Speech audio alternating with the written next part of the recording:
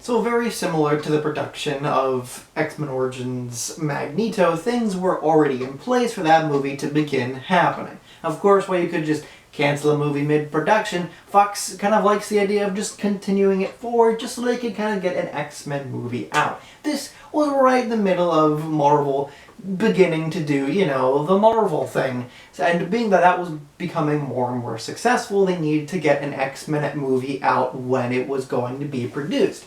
But of course, deciding that they were going to go in a different whole direction after the success of First Class, the production of what was supposed to be a sequel to Origins kind of changed.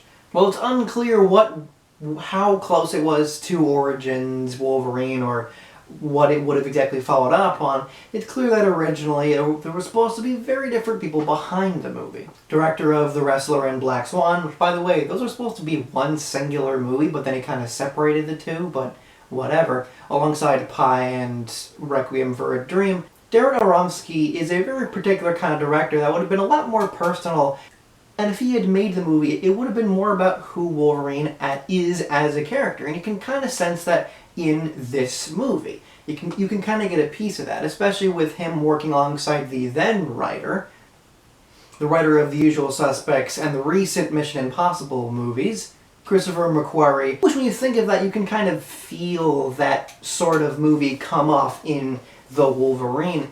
But unfortunately, McQuarrie was not continued with, especially with Aronofsky deciding to go elsewhere. And because of real life thing kind of slowing down the production, things changed right in the middle of it. Mark Baumbach, writer of Live Free or Die Hard, would later come on and kind of tweak the script a little bit to fit it with some more recent ideas of where the series was going to go. I'm not quite sure what it would have been like if it was just him, but thankfully for the new director James Mangold alongside writer Scott Frank, they were able to swerve it into a very Wolverine-focused movie, very thankfully. Fuck, Mark Baumbach was almost gonna bring back Rogue for some reason. If this movie just had Rogue in there, just in the middle of it, for no good fucking reason, that would have been weird. It's very clear that these two writers definitely know Wolverine, especially because they mainly wanted to focus on it being a lot like the original Wolverine run, mainly the storylines that were in Japan, which is probably one of the best, if not the best, Wolverine kind of plot lines, just anytime he's really in Japan, but also one of the most notable, especially when it comes to the characters that he's met there and the importance they have on his life. But due to the movie connections, it of course turns out like this. A few years after the events of number 3, Wolverine is kind of still sad about killing Jean Grey, and he's basically promised himself to never kill another person. He sort of befriends this, bear out in the woods, which is soon killed by a hunter who just has, a weird poison dart, which is important for later.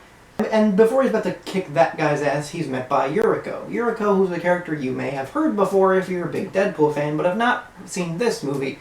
She's in both timelines, and she's a very different character here than not a character in Deadpool.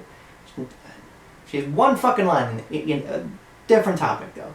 She works for the Ishida clan. The Ishida clan, who's led by this one guy who Wolverine once saved back in World War II. This flashback of Logan slowly remembering this adventure and why exactly this old man is so thankful for Wolverine saving his life. It's kind of shown throughout the film, and it kind of continues the themes throughout the film, but it's mainly that he saved him during the fucking Nagasaki bombing, and now of course he's dying a very, very old age. Of course, in the middle of the years, he and his clan, his family, have built up the biggest company in Japan. He kind of wants to say goodbye to him, or at least that's the pretense that Logan gets. And ultimately when he goes there, the old man reveals that, yeah, he kind of wants his power in him so that he can live forever and that Logan can go off and die, if he so chooses to. Logan, of course, is like, I don't know about that. But before he can even change his mind, the old man, of course, soon dies. Night intervening of the old man dying and his funeral, we meet Yuriko, who in the comics is Wolverine's love interest in his adventures in Japan. and is the same kind of thing here. She's very important because she's attacked by the Yakuza, who have been trying to attack the family in the last couple of months due to the old guy dying, and they nearly kidnap her. But after a really cool fight and chase scene, with Wolverine seemingly kind of losing his power due to a thought dream that happened last night on this one doctor that was working with Yoshida, possibly doing something to Wolverine, he clearly sees that that was not a dream and that his powers are simply not working as well as they might have. But despite that, he still kicks a lot of ass and is able to save her. Staying in a love hotel for a little bit, he clearly figures it out when he's nearly fucking killed and thrown off a balcony. But thankfully, due to Yurika being fucking awesome with throwing daggers, which, good, I guess, he's able to survive this, and they're able to continue forward to this old house, where Logan and Yuriko have this relationship, and Logan kind of learns more about wanting to be alive and what the old guy really held so dear about Yuriko and his family. The Yakuza unfortunately do capture her, but the movie changes real quickly.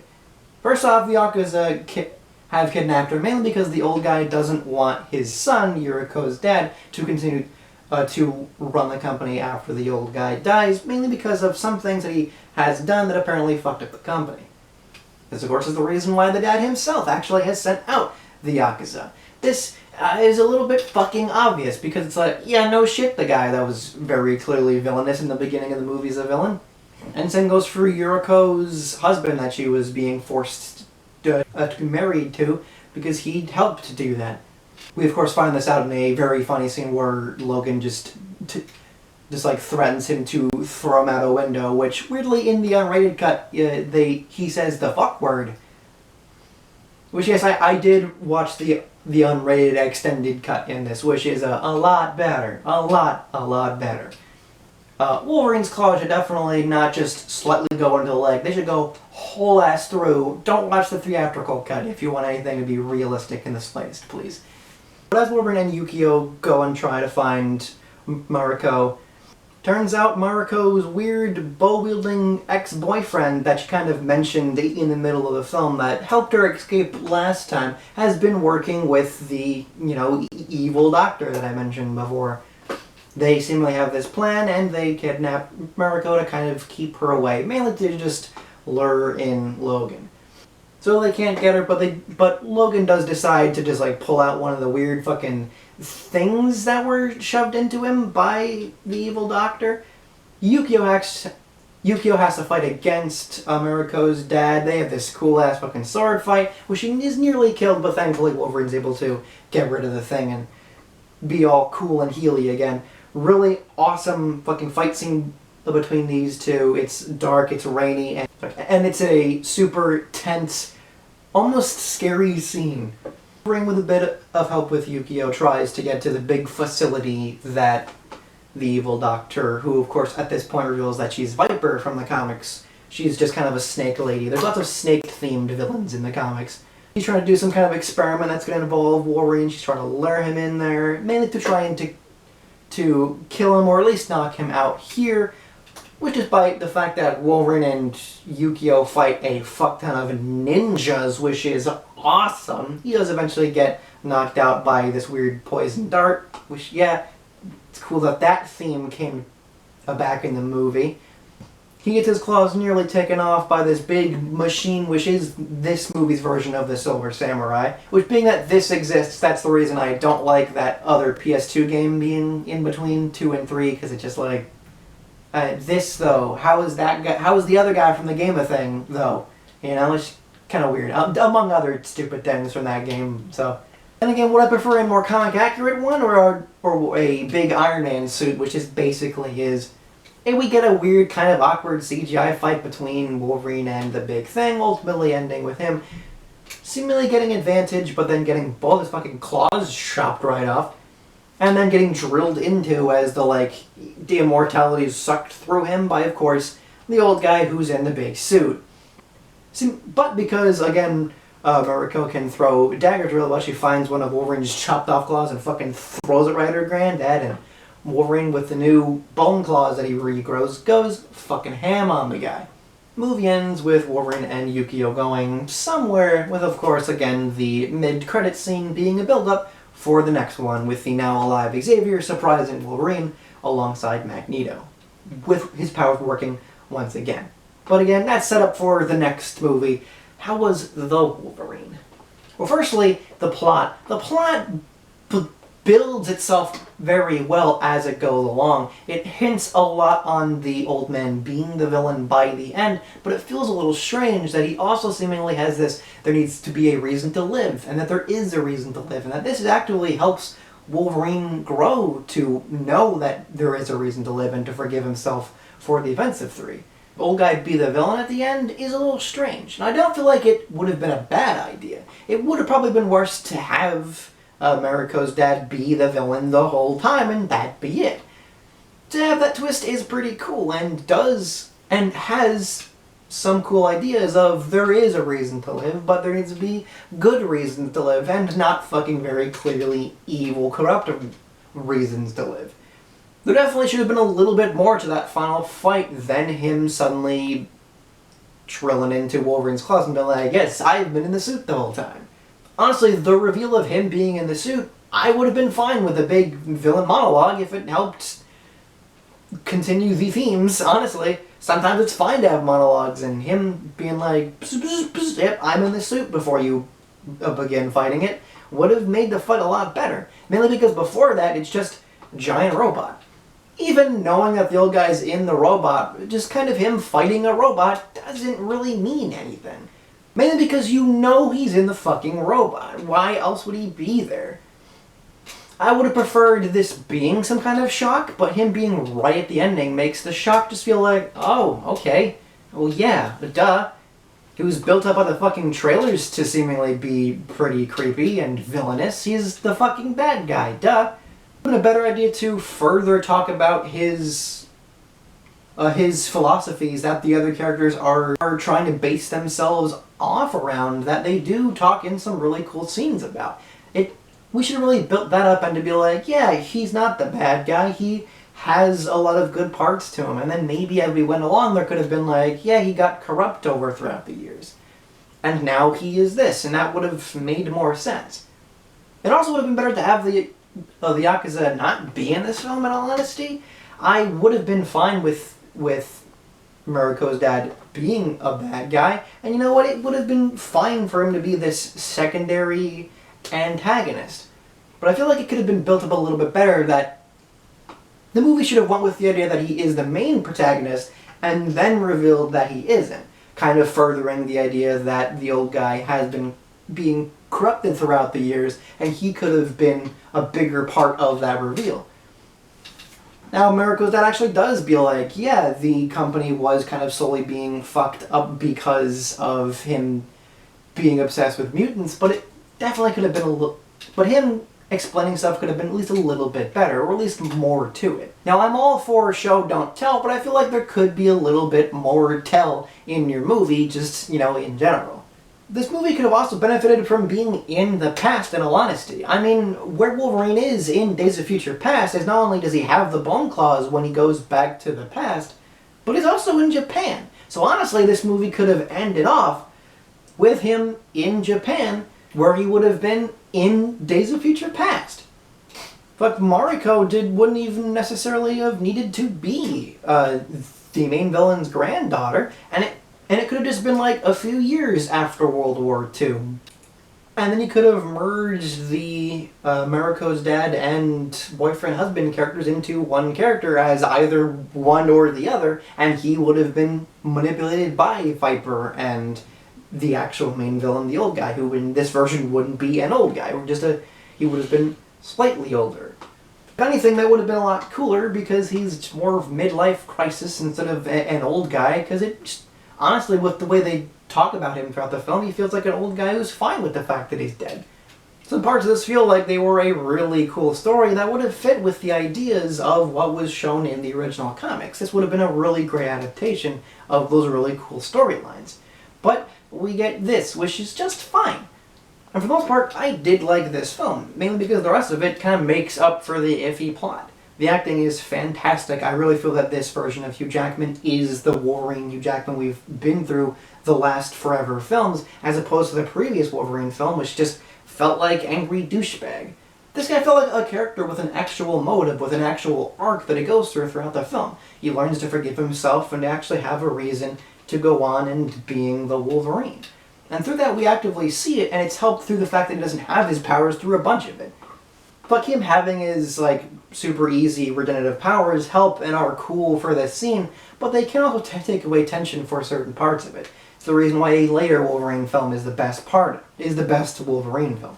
You can have that cool healing stuff, but you need a little bit more to him, and to have this, just like, lack of power from him really helps build up his arc, and also builds tension throughout the film to lead into that bigger final battle.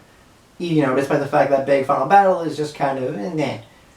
And yeah, Yukio, Mariko's boyfriend, cool bow archer guy, all of them feel like genuine characters with their own actual motives that really feel like they are real people that have been in each other's lives for a long time. It's clear that Yukio cares about the Yoshida clan, and that she is genuinely not sure about her actions throughout the film. I really like Mariko, who I do feel is a really cool character, who is genuinely scared about leading this company, but she really grows into her own person.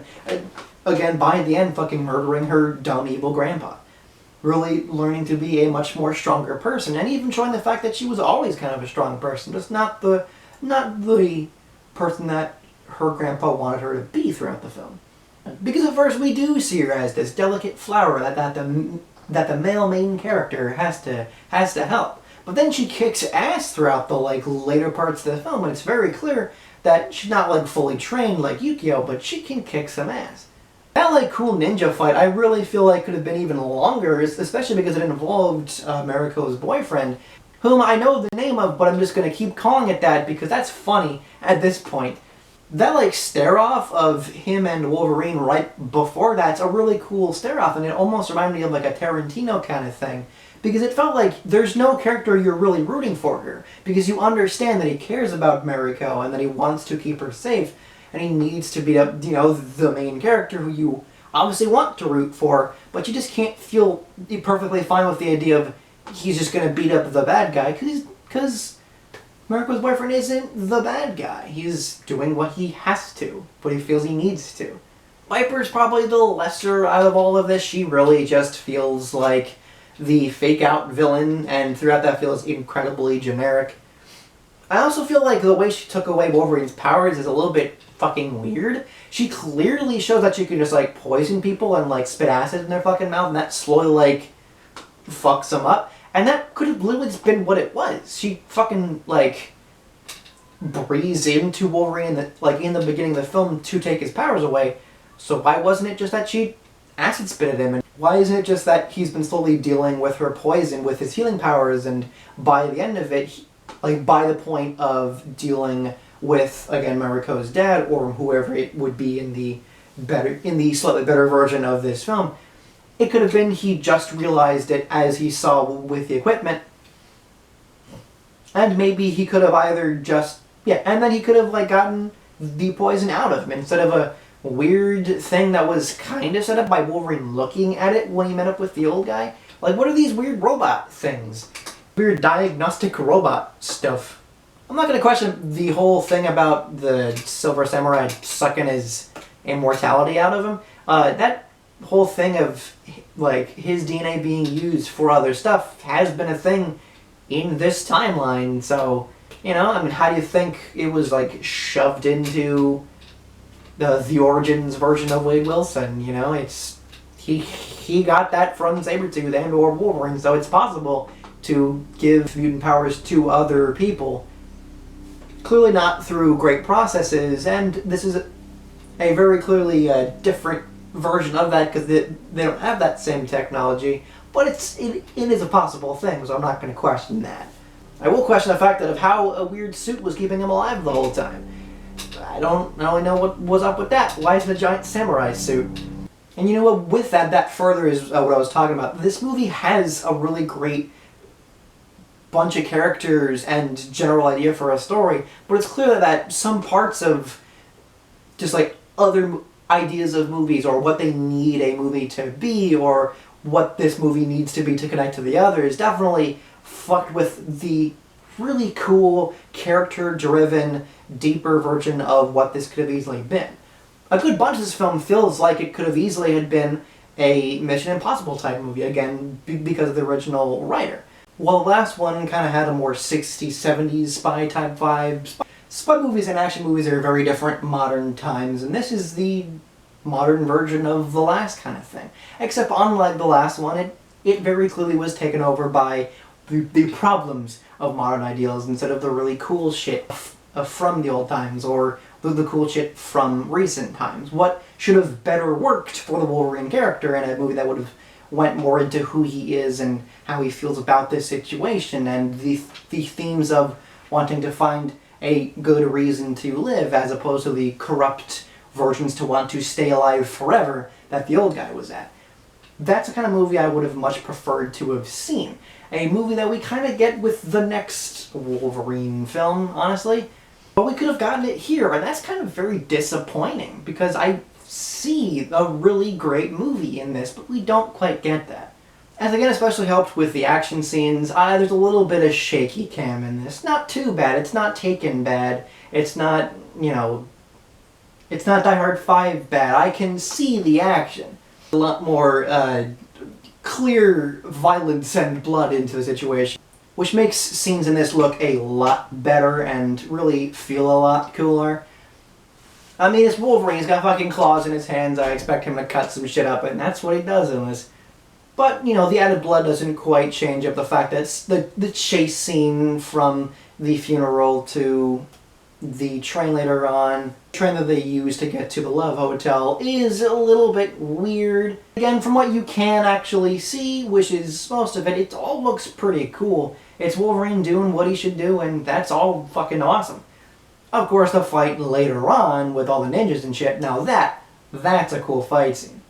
And again, I'm a little bit hit or miss with the main final scene. I feel like parts of it are pretty cool, but again, either they constantly just push each other off and fall down the multi-level weird lab they got going on. Why is it so big that they have to constantly fall down it?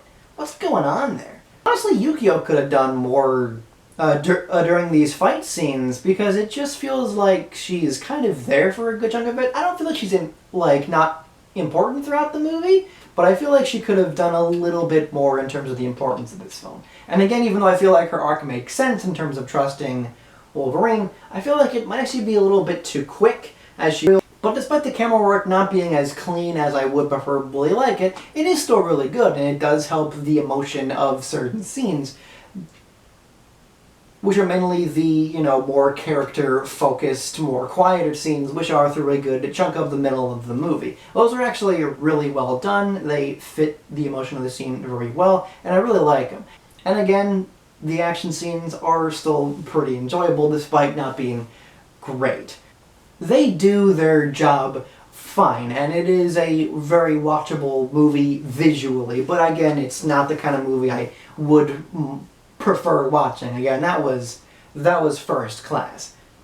Again, I would have much preferred to see the movie that the movie was kind of beginning out to be and then didn't really turn out to be, and that I can see in it. I don't know if it could have used the previous draft, or it would have been better to really change up what this is and really fix some of the problems that I had with it to make a newer draft. But regardless, this isn't the movie it could have easily have been that I see it while watching. And that's very unfortunate. While much better than X-Men Origins Wolverine, that unwatchable pile of fucking shit, this is a just alright, very fun movie. I feel probably in the same quality of the very first X-Men film. For the reason, I'll give it the exact same rating. It's pretty good.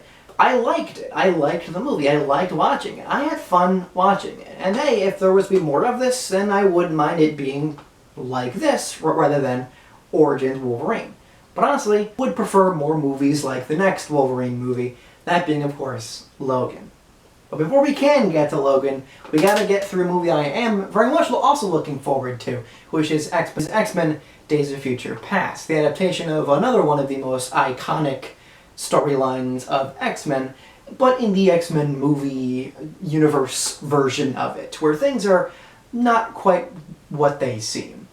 We'll see how that compares to the other X-Men films next time, but until then, I've been the Movie-a-thoner. I hope you enjoy this review. If you do, I have a whole bunch others like it. Again, of course, that Days of Future Past, that's coming up, alongside a whole bunch of the other X-Men films and other films that I do, both in the past and in the future. So, of course, if you want to see all those, go ahead and subscribe and check them out.